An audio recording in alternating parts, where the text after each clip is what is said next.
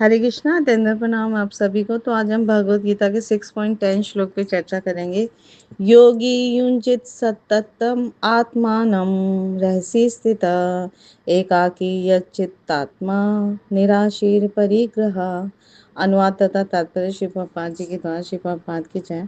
योगी को चाहिए कि वह सदैव अपने शरीर, मन तथा आत्मा को परमेश्वर में लगाए, एकांत स्थान में रहे और बड़ी सावधानी के साथ अपने मन को वश में करे। उसे समस्त आकांक्षाओं तथा संग्रह भाव की इच्छाओं से मुक्त होना चाहिए।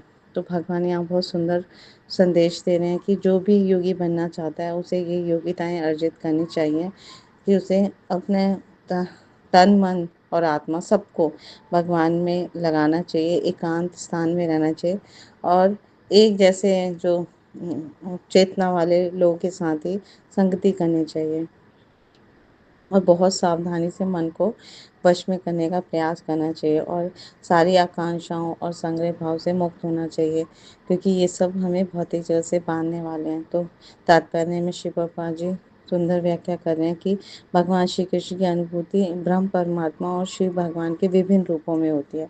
तो संक्षेप में हम समझेंगे कि कृष्ण भावना अमृत का अर्थ है भगवान की दिव्य प्रेम भक्ति में निरंतर प्रवृत्त रहना, भगवान की प्रसन्नता के लिए हर समय चौबीसों घंटे तन मन धन से सेवा करना।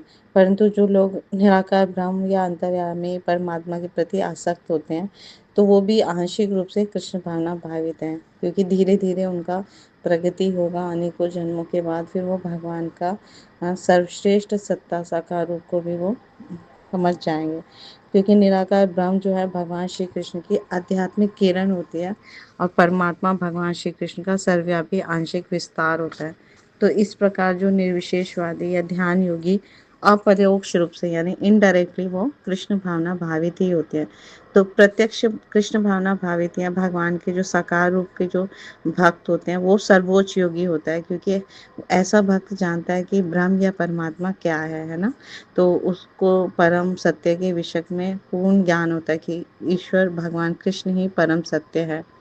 जबकि जो निर्विशेषवादी या ध्यान योगी होते हैं वो अपूर्ण होते हैं, है ना, अभी उनका ज्ञान पूर्ण नहीं होता। तो इतने पर भी सब अपने कार्य में निरंतर लगे रहने का आदेश दिया जाता है कि अपने जो भी नियत कार्य हैं वो करते रहना चाहिए। देर सवेर उनको परम सिद्धि मिलके रहेगी, चाहे इस जन्म में मिले या अनेक अनेक जन्मों के बाद मिले। तो योगी का जो पहला कर्तव्य है वो बता रहे हैं यहाँ भगवान कि वो भगवान श्री कृष्ण पर अपना ध्यान सदा एकाग्र रखे ना, हमेशा हरे कृष्णा कृष्णा कृष्णा हरे हरे, हरे रामा राम राम हरे हरे। तो जब हम भगवान के पवित्र नामों का कीर्तन करते हैं, उनके नाम रूप गुण लीला धाम परिषद के बारे में श्रवण करते हैं, कीर्तन करते हैं, स्मरण करते हैं, तो हमारा चित्त जो है एकाग्रचित होता है, हम सदैव भगवान का चिंतन करते रहते हैं। तो इस तरह से उस योगी को सदा भगवान का चिंतन करना चाहिए, एक क्षण के लिए भी भगवान को नहीं भुलाना चाहिए। तो इसे भगवान में परमेश्वर में मन की एकाग्रता, जो इस प्रकार की एकाग्रता होती है उसे समाधि कहते हैं। तो मन को एकाग्र करने के लिए सदैव एकांतवास करना चाहिए और बाहरी उपद्रवों से, है ना, क्लेश भौतिक क्लेशों से हमें बचना चाहिए। तो योगी को चाहिए कि अनुकूल परिस्थिति ग्रहण करे और प्रतिकूल परिस्थितियों का त्याग कर दे, जिससे उसकी अनुभूति पर कोई प्रभाव ना पड़े, है ना, हमेशा वो भक्ति करते रहें। तो पूर्ण संकल्प करने के बाद उन्हें व्यर्थ की वस्तु को त्याग देना चाहिए, क्योंकि ये उसे भौतिक जगत में फंसा लेते हैं। तो ये सारी सिद्धियां या सावधानियां तभी पूर्ण रूपेण कार्यान्वित हो जाती हैं जब मनुष्य पूर्ण रूप से कृष्ण भावना भावित हो जाए, है ना, भगवान कृष्ण का भक्त बने, है ना। तो उसमें भक्ति करते रहने से उसमें संग्रह भाव का लेश मात्र भी स्थान नहीं होता।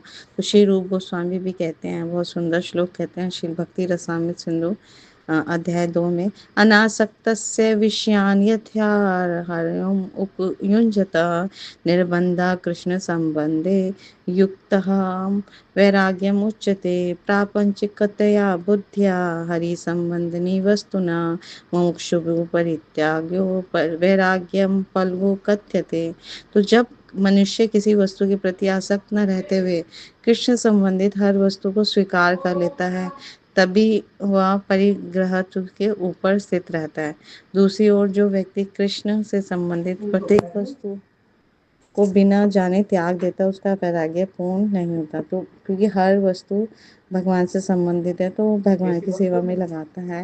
हरि संबंधनी वस्तु हरि संबंधनी वस्तु, तो इस तरह से उसका ज्ञान जो है वो परिपक्व होता है। तो है ना। और जो व्यक्ति हर हर वस्तु को जाने बिना ये त्याग देता है कि है ना, इसे मैं संन्यास ग्रहण करूंगा और ये सब त्याग दूंगा, तो उसका वैराग्य जो है वो पूर्ण नहीं होता। इसीलिए भक्त जो होते हैं वो भगवान से संबंधित हर वस्तु को भगवान की सेवा में ही लगाते हैं, तो सहर्ष स्वीकार करते हैं। तो कृष्ण भावना भावित व्यक्ति भली भांति जानता है कि प्रत्येक वस्तु भगवान श्री कृष्ण की है, तो वह फलस्वरूप वो सभी प्रकार के परिग्रह भाव से मुक्त रहता है। वो अपने लिए कोई भी वस्तु उपयोग में नहीं लाता है, ना लालसा करता है, बस भगवान कृष्ण की प्रसन्नता के लिए वो करता है। तो इस तरह से कृष्ण भावना अमृत के अनुरूप वस्तुओं को स्वीकार किया जाता है और प्रतिकूल वस्तुओं का परित्याग कर दिया जाता है।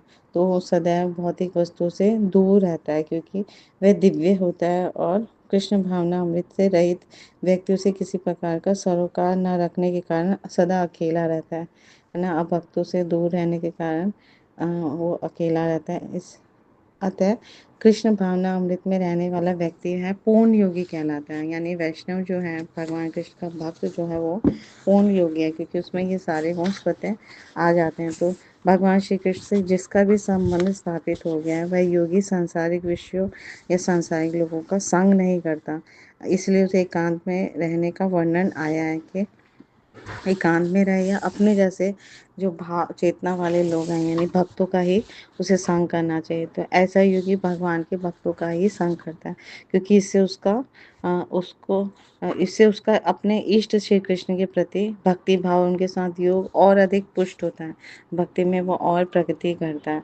तो इस प्रकार समस्त आकांक्षाओं से वो मुक्त हो जाता है और संग्रह की प्रवृत्ति को सदा त्याग देता है। तो संग्रह करने की प्रवृत्ति भक्ति करने की सर्वथा प्रतिकूल है होती हैं।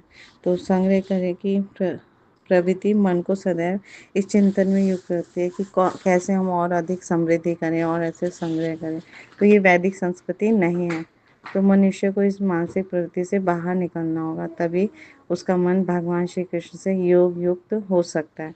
तो ऐसे हमें भक्ति करनी है। हम भगवान हमें समझा रहे हैं कि हर वस्तु का उपयोग अगर हम भगवान की सेवा में करेंगे, तभी हम प्रगति कर सकते हैं। भगवान की सेवा में हमें लगाना है। तो श्री रूप गोस्वामी भी हमारा मार्गदर्शन करें कि हरि संबंधिनी वस्तु ना, भगवान हरि से संबंधित वस्तु का उपयोग भगवान की सेवा में लगाकर हम भक्ति में, है ना, प्रगति कर सकते हैं। सदैव अपने मन को भगवान में एकाग्र करके, भगवान की सेवा करके।